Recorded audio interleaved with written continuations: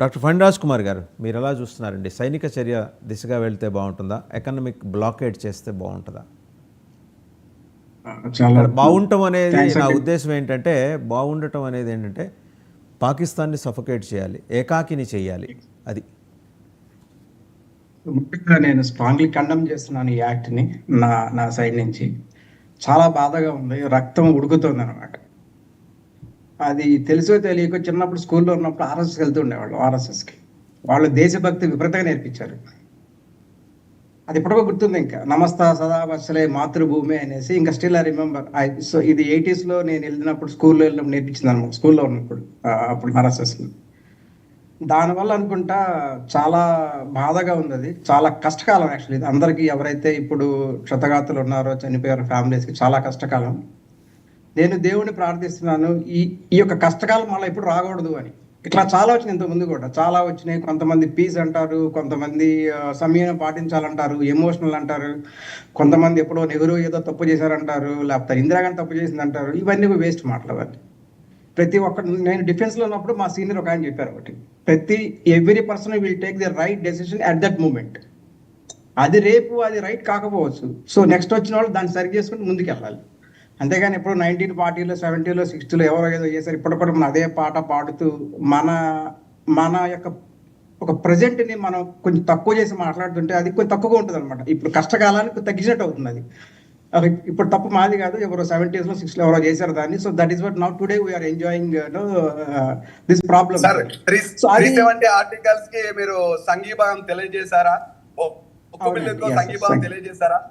ఏ bill సంఘీభావం తెలియజేశారు sir? నిర్ణయాలు తీసుకోవడం తప్పని మీరు ఎలా మాట్లాడతారు సార్? Sorry to say. అదే నేను చెప్పేది, ఆ టైంలో వాళ్ళు తప్పు చేద్దామని ఎవరు అనుకోరు.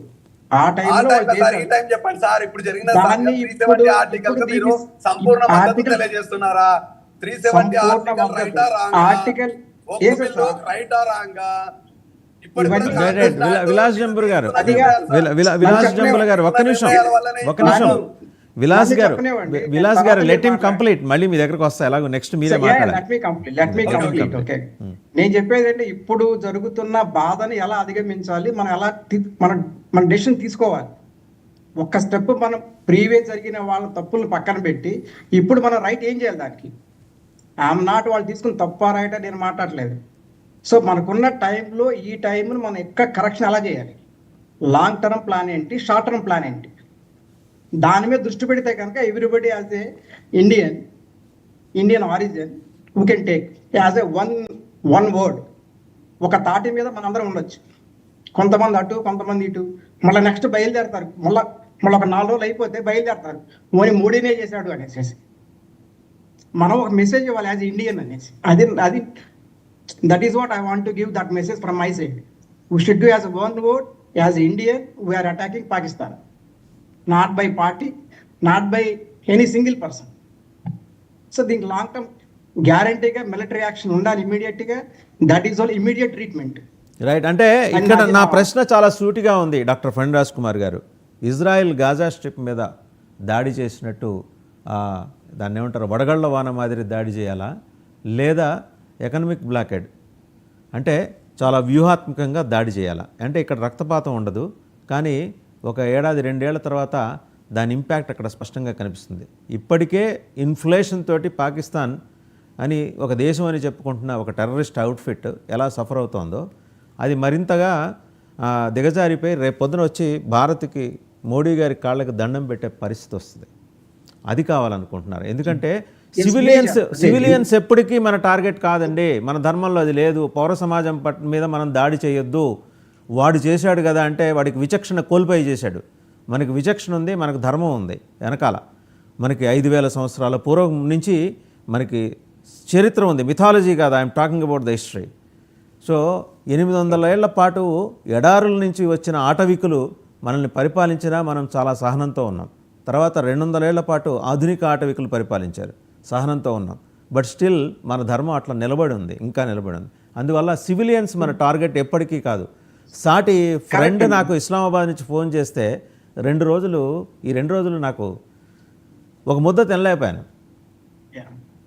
అతను మొత్తం వేరే కావచ్చు. ఇప్పుడు ఒకే రోగానికి మందులు మారుతూ వస్తున్నాయి.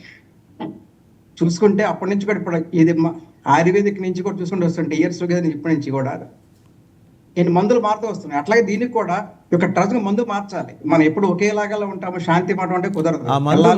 ఆ మందు మందుగుండి సామాగ్రి లేకపోతే ఎకనామిక్ బ్లాకేడా, అది నేను అడిగేది. అదే లాంగ్ టర్మ్ షార్ట్ నేను చెప్తున్నాను. లాంగ్ టర్మ్ ఉండాలి, షార్ట్ టర్మ్. లాంగ్ మీరు చెప్పింది ఎకనామిక్ బ్లాకేజీ, ఈ యొక్క సింధు జల ఆపటాలు ఇవన్నీ long term. Switch in switch out కాదు అది. It will take long time అది. అట్లా కూర్చున్నాం అనుకోండి, ఇట్లా సేమ్ ఇదే డిస్కషన్స్ మనం చాలా కాలం మనకి అటాక్ చేస్తున్నారు, మనం కాదు. మాట్లాడుతున్నాం. సీజన్ బిగ్ బాస్ సీజన్ మారుతున్నట్టే ఇప్పుడు సీజన్ మారింది. ఇప్పుడే మీరే అన్నారు కదా మందు మారాలని. మందు మారుతుంది, ఎలా మార్చాలని ఆ కూర్చే వ్యక్తులు ఇద్దరు అక్కడ కూర్చున్నారు, వాళ్ళు చేస్తున్నారు. ఇంకో 4-5 నిపుణులతో కలిసి.